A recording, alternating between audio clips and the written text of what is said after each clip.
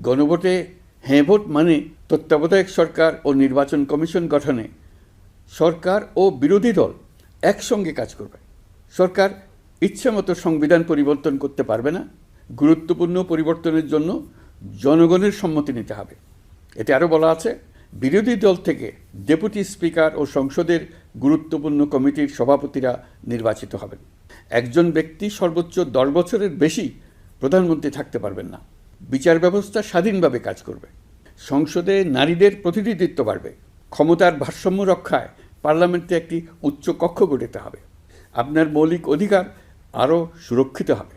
রাষ্ট্রভাষা বাংলার পাশাপাশি অন্যান্য জাতিগোষ্ঠীর ভাষাও সাংবিধানিকভাবে স্বীকৃতি পাবে। দণ্ডপ্রাপ্ত অপরাধীকে রাষ্ট্রপতি ইচ্ছামতো ক্ষমা করতে পারবেন না। সব ক্ষমতা একজন প্রধানমন্ত্রীর হাতে থাকবে না। এবং এরকম আরও কিছু গুরুত্বপূর্ণ প্রস্তাব এর মধ্যে রয়েছে।